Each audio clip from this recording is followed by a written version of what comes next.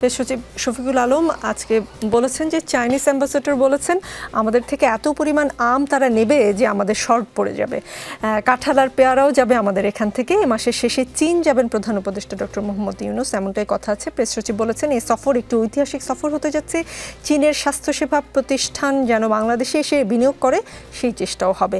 আবু আলম শহীদ খান, চীনের এই সফর কি মানে কেবলই আম কাঁঠাল পেয়ারা বিক্রির সফর, নাকি সামনের মাসে যতদূর শুনতে পাই যে প্রধান উপদেষ্টা থাইল্যান্ডে অনুষ্ঠিত বিমস্টেক সম্মেলনে যোগ দেবার কথা রয়েছে, আমি নিশ্চিত জানি না, এরকমটা শুনতে পাই, যেখানে প্রধানমন্ত্রী নরেন্দ্র মোদিও থাকবেন, সেখানেও কোনো প্রভাব বিস্তার করতে পারে প্রধান উপদেষ্টার চীন সফর?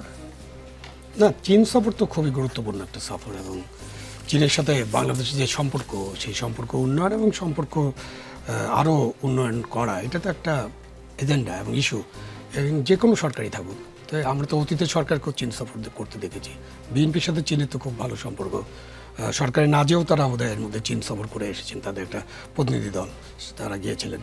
তো চীনের সাথে আমাদের সম্পর্ক আরও উন্নয়ন পর্যায়ে নিয়ে যাওয়া, এটা একটা ইস্যু এজেন্ডা এবং খুব ভালো গুরুত্বপূর্ণ এজেন্ডা। কিন্তু তার সাথে আম কাঁঠালের যে সম্পর্ক, ওটা আমার বুঝতে অসুবিধা হয়। আপনি ভালো বুঝার কথা, কেন উনি তো সাংবাদিকতা করছেন, আপনিও করতেন, যে এইসব সফরের সাথে সম্ভবত এটা এমনিতে একটু কথা বলার ফাঁকে ফাঁকে এটা রসিকতা হতে পারে।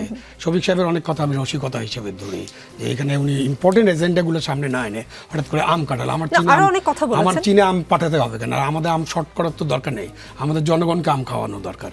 ওই অর্থে তো আমি আম এক্সপোর্ট করবো আমরা, এটা আমি চিন্তাও করতে পারি না। কেন একটা 70, 80, 100 টাকা 120 টাকা কেজি, আমাদের যে লক্ষ কোটি মানুষ আছে, সাধারণ মানুষ, দরিদ্র মানুষ, তারা কে কয়টা আম খেতে পারে, ওগুলো নিয়ে আমরা একটু চিন্তা করলে আমি খুশি হব। সেটা ইস্যু আছে আমাদের।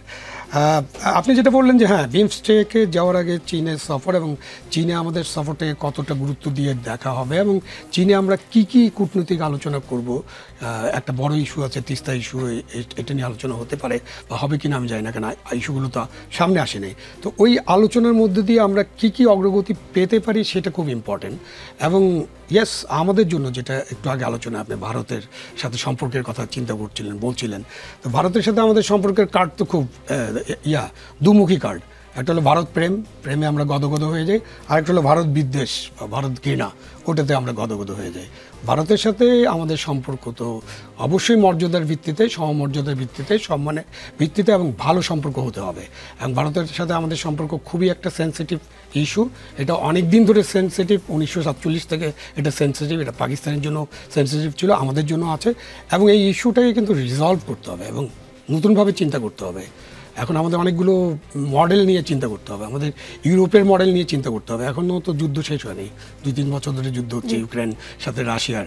তো রাশিয়ার গ্যাস তেল জার্মানিতে আসছে না, ট্রেন চলছে না। আর ওই দেশে ইউরোপে কতগুলো যুদ্ধ হয়েছে, ওদেরও তো হাজার হাজার বছরের ইতিহাস আছে।